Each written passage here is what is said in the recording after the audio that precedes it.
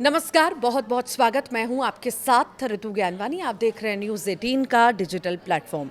अमेरिकी राष्ट्रपति Donald Trump ने स्ट्रेट ऑफ हॉर्मुज में चल रहे प्रोजेक्ट फ्रीडम सैन्य मिशन को अस्थायी रूप से रोक दिया है। उन्होंने कहा कि ईरान के साथ समझौते की दिशा में प्रगति हुई है। हालांकि नाकेबंदी जारी रहेगी और तनाव अभी खत्म नहीं हुआ है। हालांकि माना जा रहा है कि ईरान की ओर से यूएई के खिलाफ हमले के बाद ये कदम उठाया गया है। देखिए, पश्चिम एशिया में लगातार खींचतान चल रही है और इसी के बीच अमेरिकी राष्ट्रपति डोनाल्ड ट्रंप ने एक फैसले से हर किसी को हैरान कर दिया। स्ट्रेट ऑफ हॉर्मुज में फंसे जहाज़ों को निकालने के लिए अमेरिका ने ऑपरेशन प्रोजेक्ट फ्रीडम शुरू किया था।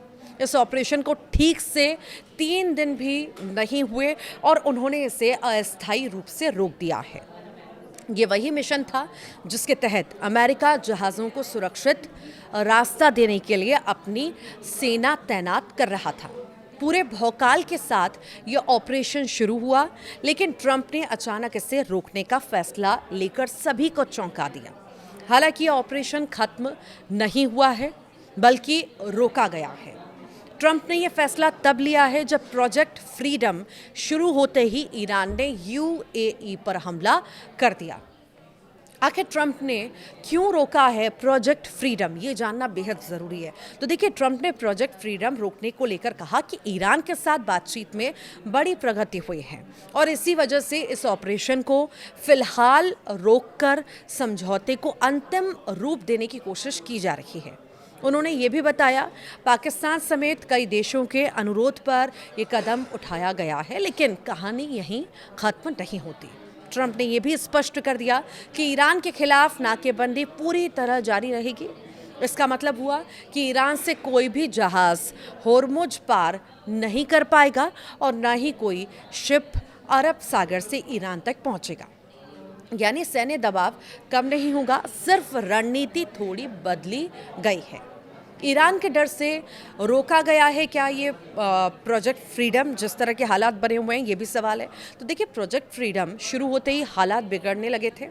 अमेरिका ने पहले ही ईरान को चेतावनी दी थी कि वो इस ऑपरेशन में दखल न दे, लेकिन इसके बावजूद ईरान ने अमेरिकी नौसेना के जहाज़ों, व्यापारिक जहाज़ों और यहाँ तक कि यूएई पर भी हमले किए।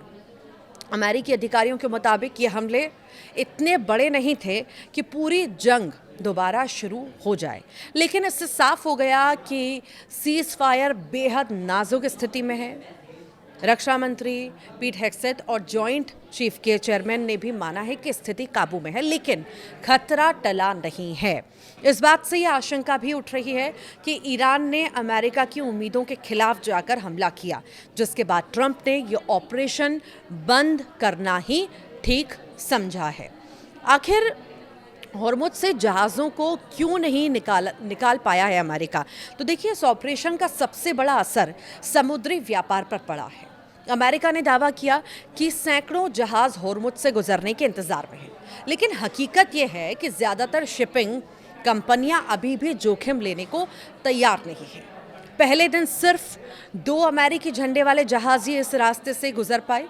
दूसरे दिन कोई भी जहाज़ आगे नहीं बढ़ा। यानी ज़मीन पर भले ही अमेरिका बड़े दावे कर रहा हो, लेकिन समुद्र में भरोसा अभी भी नहीं बना है। इसी बीच एक और बड़ा खतरा सामने आया। मंगलवार को एक कार्गो जहाज़ को हॉर्मुज में जो है अज्ञात प्रोजेक्टाइल से निशाना बनाया गया। इससे साफ है कि हालात अभी भी अस्थिर हैं और किसी भी वक्त स्थिति बिगड़ सकती है। इसलिए किसी भी तरह का अभी फिलहाल रिस्क नहीं लिया जा रहा।